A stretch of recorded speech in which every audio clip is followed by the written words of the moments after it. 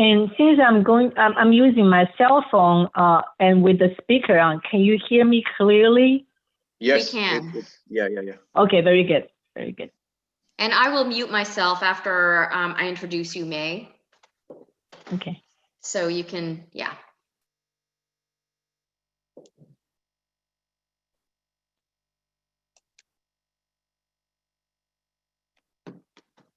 I need to check my personal computer because I don't know why I always have audio issue with this computer when I do a video session.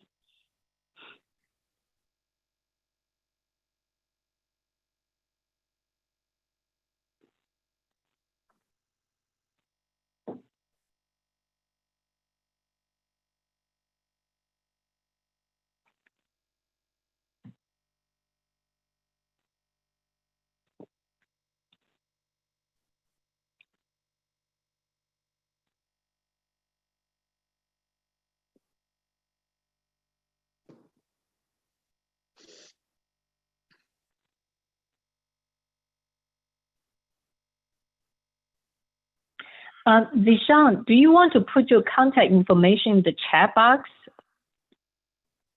first, or do you want me to mention and then you put it in there? I can put my contact information in here. That's fine.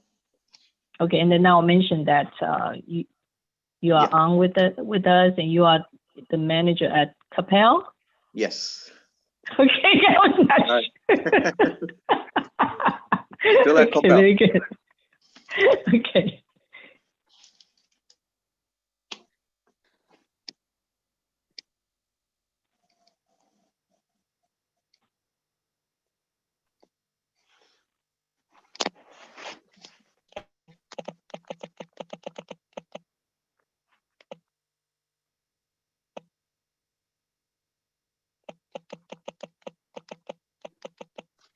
Okay, I'm going to start. Good afternoon, everyone. I'm Susan Phillips, President of the Asian Chamber of Texas. Thank you for joining us today for our Budgeting During a Crisis webinar, brought to you by the Multi-Ethnic Education and Economic Development Center, better known as the Mead Center, and BB&T, now Truist Bank. The pandemic has hit our economy hard, and it's not going away fast enough. Now more than ever, we must understand what resources are available to us to lean on and learn how to budget our money so we can survive these incredibly tough times. Our partners at BB&T, now Truist, are here today with us to show us exactly how to do that. I'm delighted to introduce our presenter, Ms. May Mao. May serves as a Senior Vice President and Regional Multicultural Banking Officer at BB&T, now Truist, and her territory includes Texas, Kentucky, Tennessee, and West Virginia.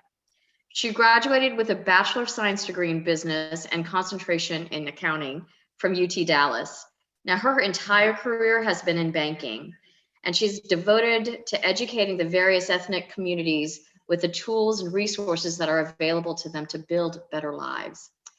She serves on various boards, such as the Mead Center, U.S. Christian Chamber of Commerce, UTD Diversity Council, Asian Chamber of Texas, Asian American Contractors Association, and U.S. Mexican Chamber Southwest Chapter. Welcome, May, and please take it away. Thank you, Susan, and good afternoon, everybody. I'm very, very proud to be on the board for ACT and Mead Center, and hope you can hear me clearly. Today we want to share with you all the budgeting during a crisis, because I am, do we have the presentation deck, Divya?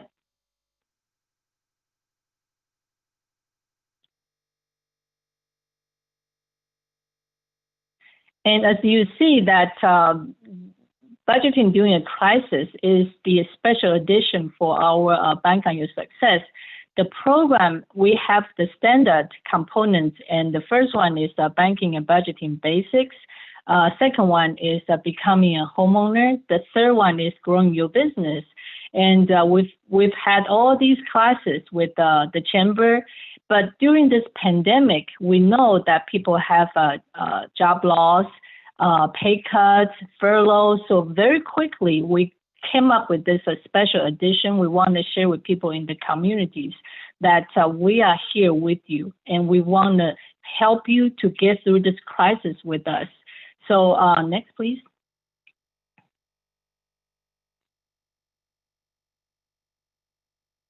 Divya, next, please. My name is May, licensed Miao. I'm a regional multicultural banking officer for BB&T, now Truist.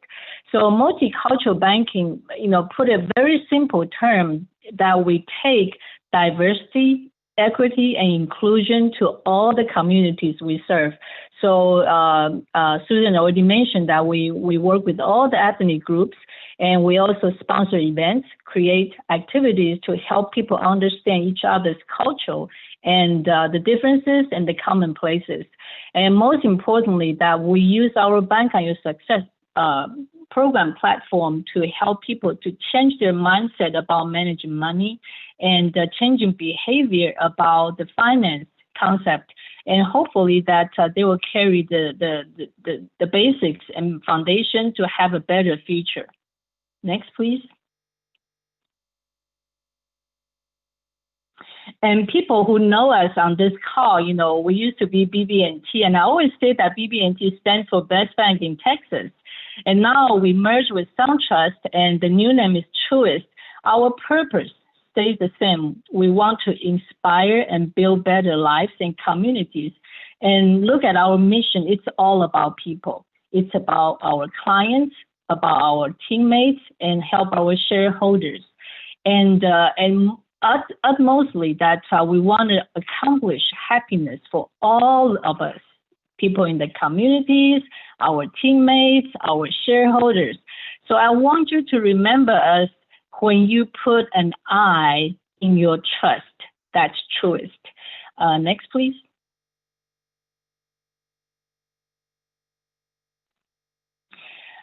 So we want to really go over the budgeting in and out of a crisis and think about in our lifetime. We are now in this pandemic, but just in our lifetime, crisis is not a if, it's a when. Can be a medical emergency, can be a family emergency, can be a natural disaster emergency. All the crises, if we have the good behavior, financial behavior, if we know how to manage our money, we can all come out with a very solid foundation and go to our future and carry on the good behavior that we have learned and have established. Next, please.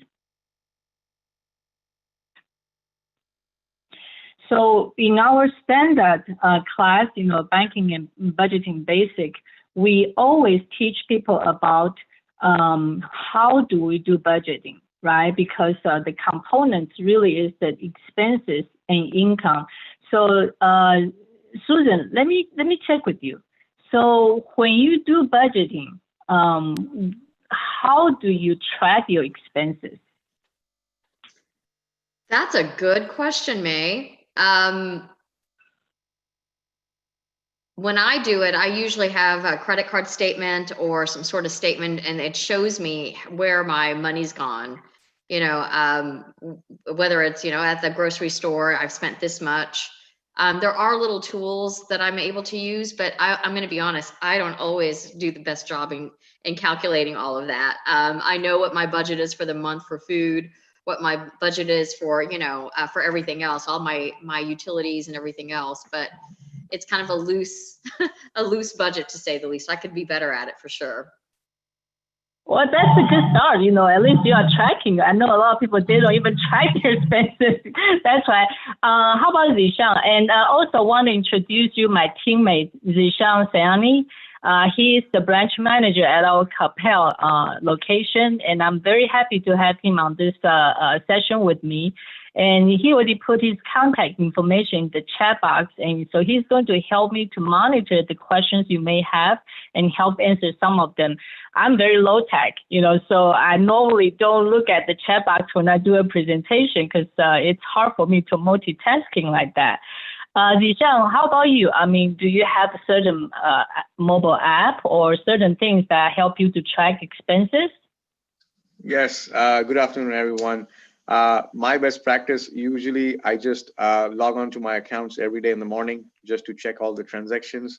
And also I like to use the account analysis tool to see where am I spending more, whether it's entertainment, groceries, or shopping.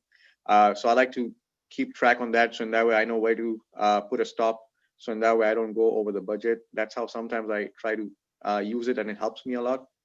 And also, if needed, sometimes I try to use prepaid cards as well. So in that way, I know I can restrict myself rather than using credit cards. Very So those good. are my best And so practices. we all are different, but we all have maybe different ways to track expenses. I know people still use the envelope systems, right? They put money for each category, the gasoline, groceries, so every month they have certain dollar amount for that category. When they use up, then that's it. They don't, so that's how they control their expenses. I also know people, they create their own Excel spreadsheet, put the expenses on one side, income on the other side, and every item they spend either on credit card or cash or check, they put that on their spreadsheet so they can track it very accurately. And I also know people use a mobile app such as a Mint, MINT. A lot of people, they also really like what Dave Ramsey recommends every dollar. The important part for budgeting really is to track your expenses. Don't think, oh, you know what, I think on my account everything looks right. How about the things you charge on the credit cards? Like Susan was saying that she really watches the statements and the things charged on the credit card. So every item that you need to track, you should be able to track accurately. So this way, when you compare your expenses to your income, you have a really correct number to gauge. Next, please. So we know that for expenses, there are two major components. One is expenses, and the other one is income. So first of all, we want to help everybody to identify the expenses. Every time when I talk about this, my heart hurts because expenses are money going out, and I don't like it. But we have to also figure out, right, the more accurate that you know where you spend your money, the better budgeting skills you will have. Next, please.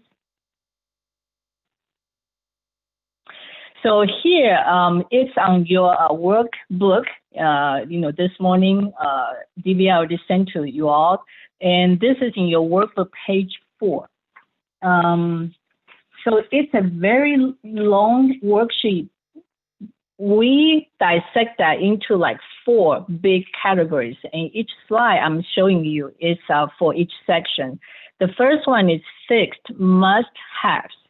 So think about the things that you spend every month. It's pretty much the same, and they stay that way for a period of time. For example, your rent or your mortgage. If you rent a house or you rent an apartment, normally they stay the same until your lease is up. You need to renew, and then maybe you will change. But for the duration of that lease, every month is the same. Your insurance premium, right? It should be about the same until the policy expires, and you may have a new policy, and that may change a bit. Pretty much the insurance, it's about the same every month. So these are the things that we have to pay. And so these are the fixed must-haves. Next, please. The next category is still on your workbook, page 4. The second section is called variable must-haves. So, it doesn't matter if we rent a home or apartment, or we own a home.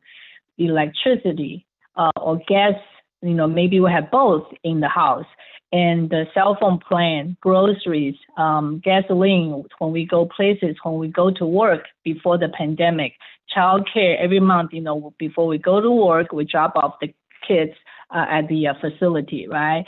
The necessary clothes and different things that we spend on kids.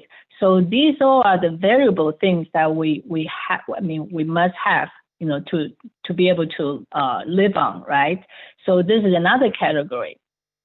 And in your workbook, of course, it's all blank. I put numbers in there just for the visual effect. So, and also help you to understand where to put the items in each category. Next, please.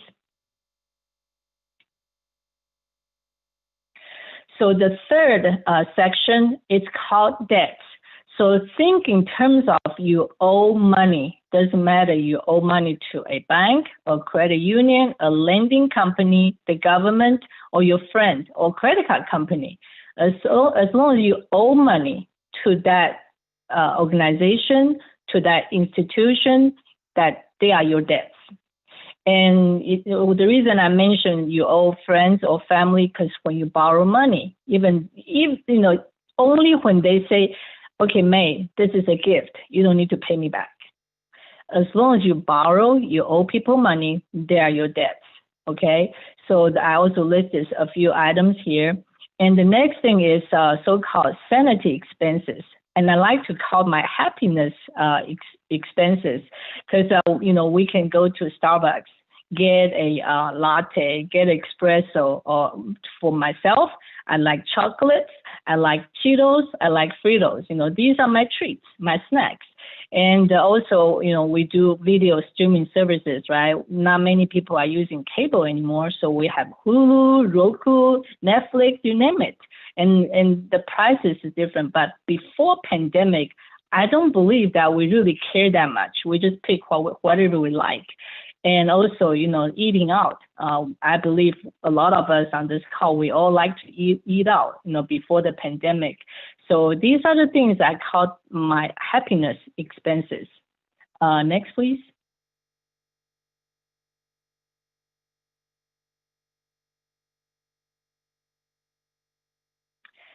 So this is the bottom section of page 4. When you add all these 4 categories together, that's your total expenses for the month. Next, please.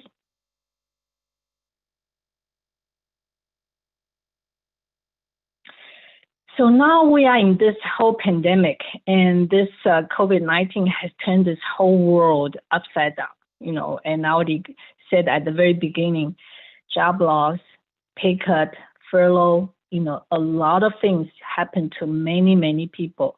So the first thing that we want to consider is to cut expenses. So where do we start, right? There has to be something for us to reevaluate what we spend on every month.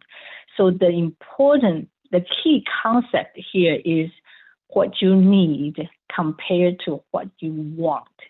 Zishan, give me an example. I'm going to pick on you. Give me an example that between need and want that we can really save some money and consider what to get and what not to get. Well, that's a tricky question to decide what to get and what not to get, right? Yes. But when it comes to budgeting, you have to make some good habits on sticking to it. Major purchase, if you're doing it, which are going to be coming up, you might want to be on a lookout to see whether you need it right now, or you could wait for some deals to come on, like Black Friday around the corner, and then make the purchase and save some extra money. Or start planning its savings every month, a little bit at a time, putting money aside in a separate account or however you prefer. Good.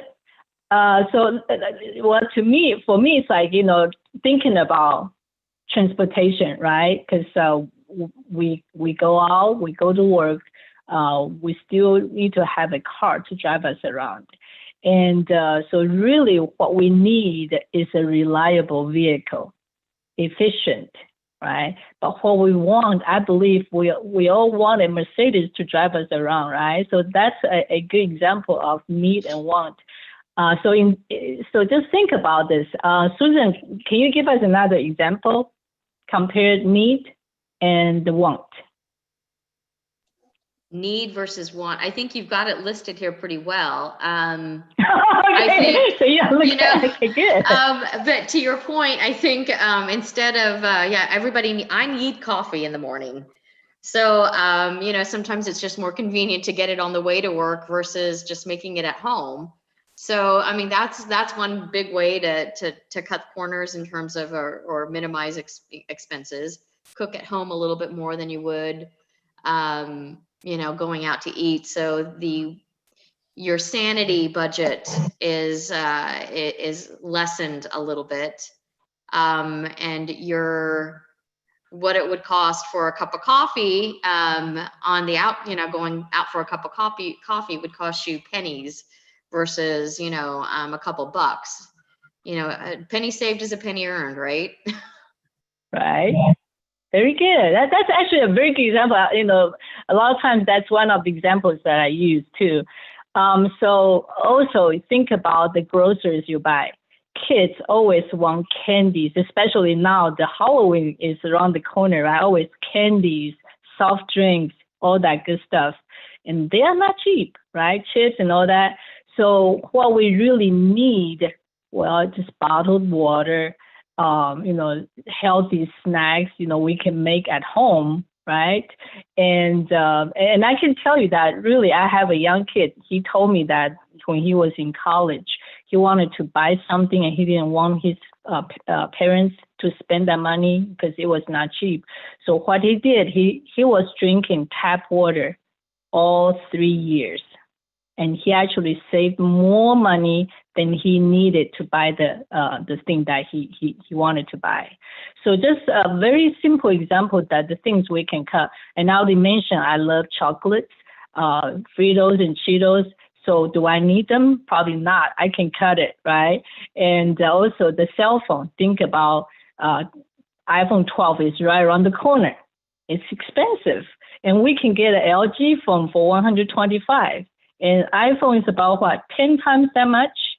So we can just use the basics when we really need a cell phone, but the wants might be just too expensive for us to have. And also an example, we still go to work, even though we work from home, we still work. We still have some needs for our wardrobe, right? So really just clean and nice. You know, we don't have to spend so much money to buy a name brand, you know, when we really need to save that money for any other purpose, right? Emergency fund or different things. What else? You know, just in this line, any participant that you can think of, anything that your own experience that you just watch the need and forget about the want. Anyone? To answer, please use the raise hand button and we'd be able to unmute you.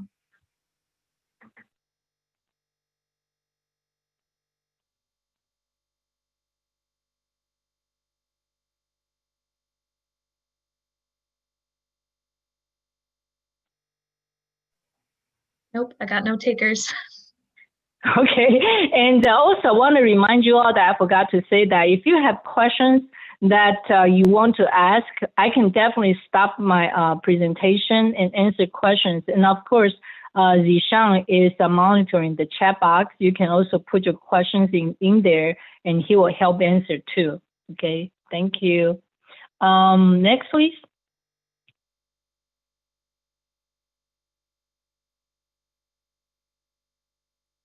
So here we already mentioned quite a few things that we could really lower our expenses, and also want to share with you all that in classes I noticed, or young people, like I also do classes for students and college kids, they would tell us that they spend about $200 on the cell phone usage.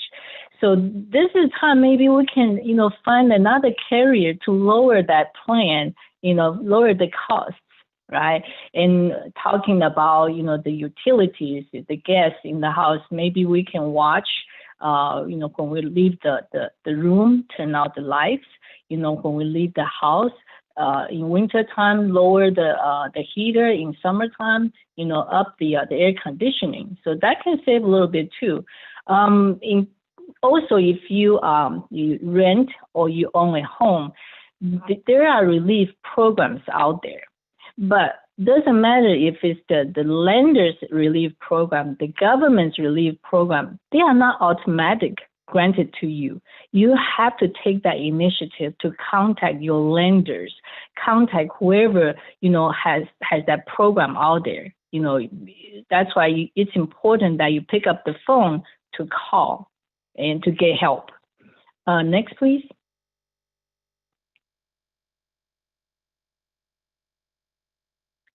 This is in your workbook, page 5, and that's the page in this whole workbook I like the most, because it shows you the items of your monthly spending. It shows you when it's before the pandemic, each item, how much you spend, and now during this crisis, what you need to consider cutting, right? So insurance, maybe it's time for you to find Progressive or Geico if you still have State Farm and Farmers and they are really getting expensive. Check on different carriers. You can find a cheaper insurance plan. And also with the cell phone, I already said the cell phone plan that you can find something different. Groceries, try to cut down on the things that are just really, all different ways that you can cut down on things, right? So next, please. On this page, I want to talk about deferred payments. So here, we are talking about our debts, the payments that we make to our lenders. So if you have a mortgage payment, you need to call your mortgage lender. And, they have the deferral program. You can defer your payment for 3 months and maybe extend to 6 months if you have trouble paying it. The only thing I want to remind you is when you do the deferred payments on your mortgage, the interest is still accruing. That does not stop. So if you are in your mortgage payment the first 10 years, we know that's when the interest, will accrue a lot more on top of the principal.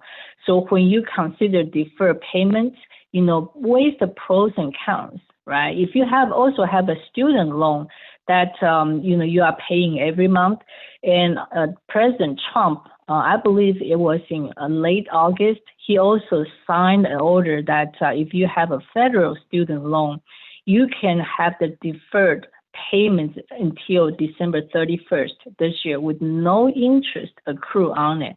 So if you have both and you have trouble paying both, maybe again weigh the pros and cons that you would defer the student loan and try to pay your mortgage loan. Another thing is credit card, right? If you owe quite a bit of a balance on the credit cards before the pandemic, now it's time you call the credit card companies to talk to them about, you may want to have a relief program with them. And with the credit card, remember, these all impact our credit. We still have to report to the credit bureaus. The thing about it is if you already, let's say that credit card, on the credit cards, if you were delinquent before the pandemic, it will be reported as delinquent. But if you arranged the payment program with the credit card companies during this period, the credit card companies will not report you as delinquent because you have the arrangement. So if you during this time, if you cannot pay, but you don't call them to make that arrangement, they will still report you as delinquent. Okay, so the important thing is you have to contact the lenders. And then auto loan, same thing, right? If you cannot pay your auto loan, call the lender to arrange the program to relieve and certain deferral programs that you can have. Next, please.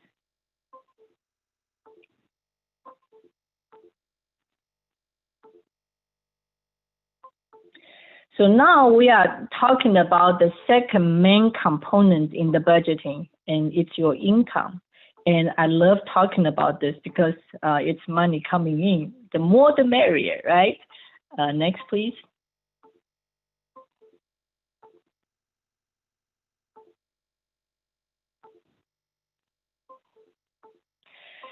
This is in your workbook, page 7, I believe.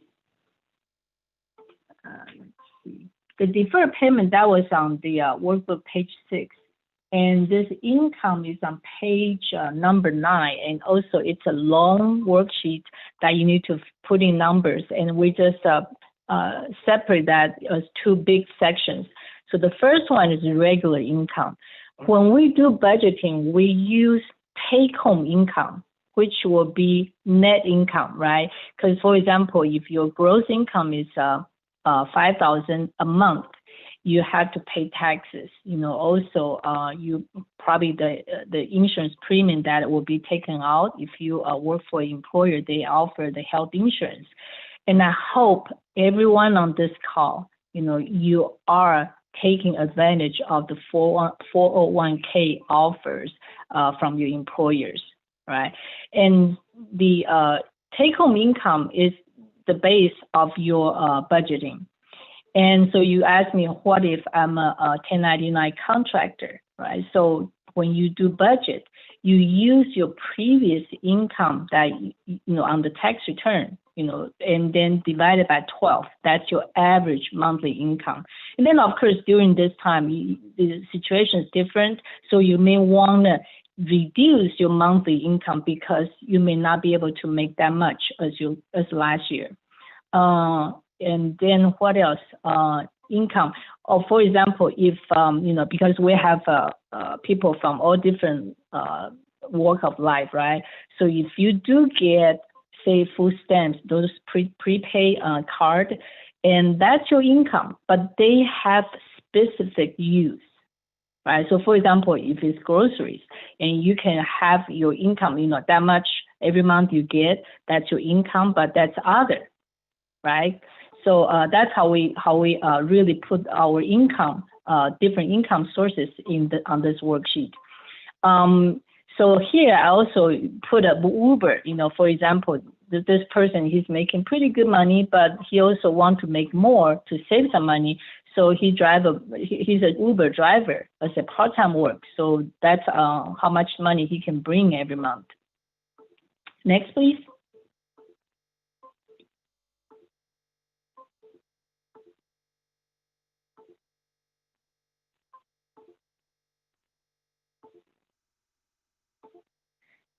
So now we are in this pandemic. A lot of things, we are doing so many different things in so many different ways. So the Uber, as a part-time job, that's probably gone, right? Because we are staying home working and not many people are going places anymore. But Uber Eats or restaurants, we still have the delivery, to go. So Uber Eats might be able to replace the Uber income. And think about all the grocery stores. We still have the curbside pickup. We also have the delivery, right? So all the grocery stores, they will need people in the back to stock inventory, to pack the orders, and then bring out to the curbside to put in the customer's trunks, right? So these are the places they will need people. Thinking about Amazon, think about UPS, FedEx. These are the companies, they are doing a huge increase compared to 2019, and they will need people. And think about us working from home, and I was watching CNBC a couple of weeks ago, and they were talking about online shopping has shoot up during this pandemic. We stay at home. This retail therapy that we used to go to department stores, to go to different places to buy things, now we can't. So we shop online. So, all these places, they will need people, so that can be a way to create some extra income. And another thing is, during this pandemic, we all noticed everything related to online shopping, online learning, online meeting. If you have the talents and skills to do something online, right? For example, maybe have a YouTube channel teaching people to cook if you have a good skills. How about, do the online tutoring, because all the kids are learning from home, even though now they have the hybrid classes, but not all parents have that ability to help the kids to do homework or to learn at home. So online tutoring might be also a good part-time job to bring some extra income. And think about, in friends and family, someone may be really good at taking care of kids, and maybe you had the hours cut, and this person can offer the daycare services at home for friends and family and charge much less, than a daycare center. So this is kind of like you trade services with the friends and family. And also, for example, if you are very handy, you can help your friends and family to repair maybe the sink or maybe the plumbing. And in return, that person can help you to maybe take care of your kids for a weekend that you can have a rest. Or maybe this person, like I said, can really cook, and this person can cook a dinner for you. So to trade that service you provide to them. Next, please.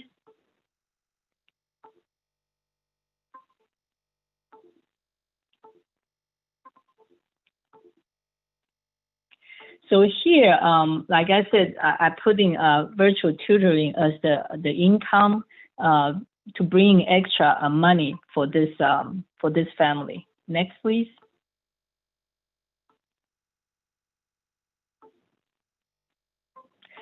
So here, that's another way to bring some money, but this is the last resort that we want to recommend, because selling possessions, it's really sometimes it hurts, right? Because it's at the point that you have to really say goodbye to something you like or you love. But if we have to do it, we have to do it, because we all have, a lot of people have the hobbies of collecting dolls, shoes, bags, coins, jewelry. And so if you need to, you have to bring some money, think about selling some of them, either on eBay or maybe just sell to friends and family to bring some money in, to get by, right? Next, please.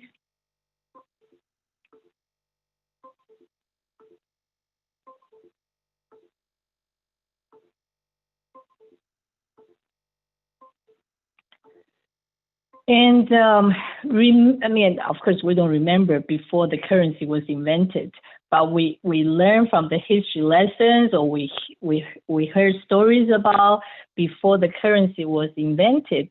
Villagers, they would trade corn with wheat or with rice. So that's called bartering. And we can still do that. I already mentioned, if you're a handy person, you can trade your skills to fix the plumbing with someone, maybe deliver dinner for you for your service.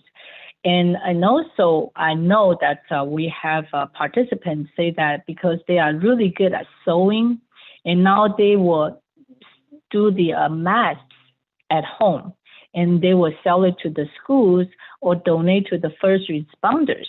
So this is also a way not only to bring income, also help the communities, right? Next, please. So this is still on page 9, and that's where you have your total income all totaled up, and that's how much you bring every month. Next, please.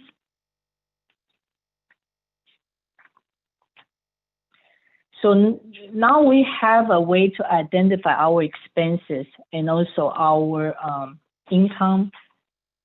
This is the step that we need to figure out. Do we have enough to live on every month, or are we short? So next, please. And so when we do budgeting, the most important thing I want to ask you to do is talk to your family, talk to your spouse, talk to your partner. Everybody needs to be on the same page. Otherwise, you will be here budgeting, trying to control the expenses and try to create income. And your family members or your spouse or your partner is out there spending. right? It's not going to work. It has to be a family effort, so you can really accomplish the financial goals that you set for everybody. So here, I already said budgeting is subtracting your expenses from your income. And hopefully that we all have a positive balance every month. And when we have a positive balance, that's called surplus or disposable income. So you ask me, okay, now I have surplus, what do I do with it? And I hope, and I already said, I hope that you already contribute to your 401k if you are still working. If you now have surplus, please set up an emergency fund account if you have not. If you do continue to put money into that account, and already, at the very beginning, we talked about in our lifetime, the crisis comes as a when, not a if. And also important thing is when you do have an emergency fund account, that will bring the peace of mind for you to have a level head and to think about how you can get through the crisis. Okay. Also, with a lot of people with the surplus, they like to open, say, a small investment account to start and continue to put money and use the time to grow that money. And as you get a little bit good at it, maybe you can, important thing is investment, you have to diversify, right? Not just put into one thing. And that's why we would encourage you to have a savings account, have an emergency savings account, have 401k.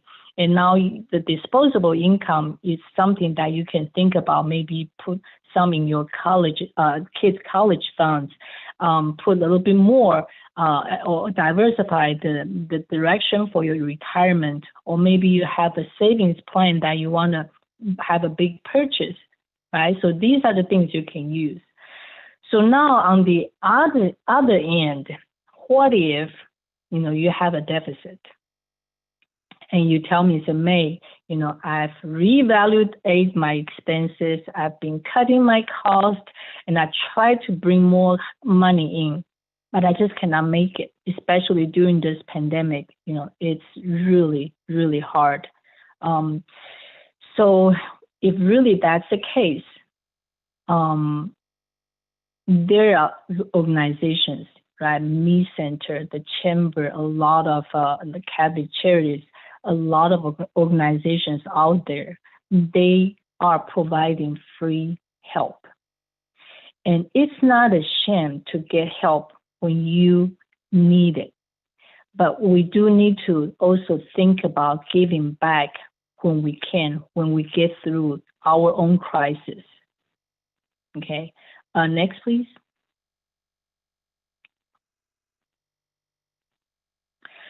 So here is the page that you remember at the very beginning, we have the tracking expenses and then determine the disposable income, set a goal, and accomplish the goal. When we learn to do all the things in budgeting, when we do have the good habits, good behavior, once we get through this crisis, we all need to do the same thing, continue on, because it's like I said, crisis will happen, but as long as we know how to prepare ourselves, as long as we have the habits, we have the behavior already, we can really deal with anything ahead of us. And we are going to go through this crisis together. So next, please. And I want you to really maybe register to OnUp.com movement.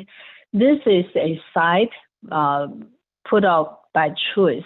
And if you look at the screen in the middle of the website, that orange tab is where you register yourself as a user. And it's free. And there's all the resource, there's all the financial information that you will need for all different reasons.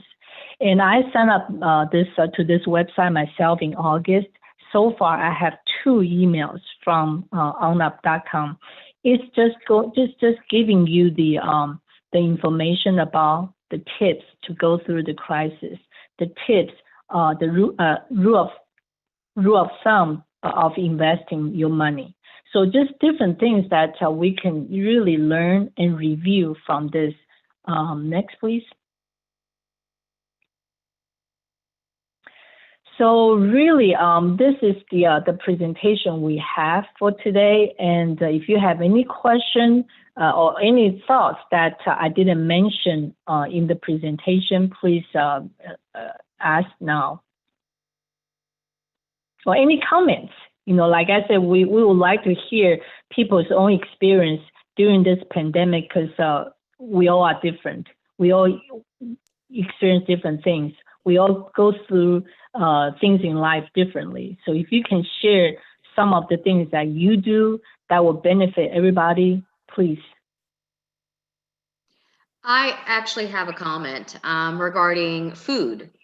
And food instability right now, people, from what I'm hearing from the food banks, it has almost tripled in terms of the traffic that has come through. But, if you have extra money to be able to donate to North Texas Food Bank, do so. Because, you never know when it's going to hit you. And those times come where, if, let's say, you are trying to make ends meet, and you need to buy groceries, and you're forfeiting groceries to pay for something else. Well, that's when North Texas Food Bank is there for you. They have distribution centers throughout North Texas to take care of your needs in that way. And you can supplement your food, your grocery bill can be diminished if you're able to get groceries from, and we're talking fresh produce and so forth. So you're not just getting canned goods, you're getting actual, fresh vegetables and fruits and meats and those kind of things and protein to feed your family. And that is a good way to be able to handle that piece, at least to eliminate some of the expense related to that. But, many of our community members are fortunate enough to be able to sustain this without much effect. And if you're able to give, because you never know when you're going to need it, and you're going to need to use the North Texas Food Bank for your own needs at some point in time. Yes, and I echo Susan's comment. And another thing is, we understand, we all have difficulties from time to time. And again, I want to emphasize that don't feel ashamed to ask for help. The chamber, the Me Center, because we all have a lot of resources that we can provide to the community. So please, either email us or just call us or approach chamber members or the Me Center members. That again, together we will get through this crisis. We will. And I have one more comment to make. I had sent a question to Zishan regarding prescriptions, because right now, as we're feeling it, we're feeling it hard. People are starting to question whether or not, can I afford food or can I afford my prescription, and what can I do to help that ease that pain a little bit. And Zishan, I'm just going to read off what you had to say, because I think this is a very important point. Because this is a need, and it's not a want, it's a need for most people. And Zishan replied to me, there are a few options as taking advantage of pharmaceutical assistance programs are available. Consider a therapeutic substitute and check with the pharmacist if generic drug is available. So, that's, you always ask, because, the pharmacy itself has programs that are available through them. The provider of the drug also has assistance programs to help you through this time as well. And those are things that you won't know until you ask. And I echo May's current comment earlier about make the ask. Don't be too proud to ask for help. right? And also during this time, and just during the normal time, the financial stress causes a lot of illnesses and mental issues, right? So really important thing about this class is to help people to understand, there are a lot of helpers out there, the bankers, us, in the chamber members, again, there are a lot of helpers out there in all different industries, all different businesses, and you just need to have that courage. Not even the courage, just think about, ask. There's never a wrong question. Okay, so I just want to encourage everybody to, get help if you need it. And there are so many people, so many organizations out there who are providing help in all different aspects during this pandemic. So I have one more last comment made to the panelists, and Galileo Humawas, our esteemed executive director. You know him well. He actually inserted a little comment here. I'm going to read that out loud. COVID-19 is an opportunity for people to eat healthy, cut down and avoid junk and toxic food, save money, practice fasting, and improve or strengthen the immune system to defend ourselves against the virus. So very good point. Thank you, Gal. You're always on point as always. Appreciate that. Susan and Gail, I cannot agree more because, before the pandemic, it's just me and my husband, and we work, like we are busy. We almost used to eat out every day. Yeah. And now we have to cook because we don't want to go anywhere, right? We cook at home, and we are really a lot more healthier. And because the food, you think about the restaurant's food, it's very greasy, very salty. It's not good for your body anyway. So I do agree with Gal, and we also save money too. But somehow I'm not losing the weight like I want to, May. I think I'm eating healthier, but I'm eating more. Mm-hmm. So maybe that's another webinar at a later time. We can talk about that later. Right. Mm-hmm. Yeah. And very really want to thank you for this opportunity to share this with everyone. And if, let's say that we have any requests from the audience to have a different topic, we definitely can put together another workshop. Absolutely. In fact, as we're closing here, just to give our attendees a heads up, we are going to be sending out a survey at the end of it, just a follow-up survey, just to see, just ask general questions about what they thought of the webinar today, and ask them of other topics they would like to have us present on related to banking or finances or anything else for that matter. And, as always, we're so grateful to have partners such as BB&T, now Truist, be a part of our organization and always support our members. You guys have been such strong supporters of the Chamber and the Mead Center. So thankful. We're so thankful to you guys for being there for us. Thank you. We are very honored and proud to be a member and a partner for the Chamber. Thank you so much. Thank you.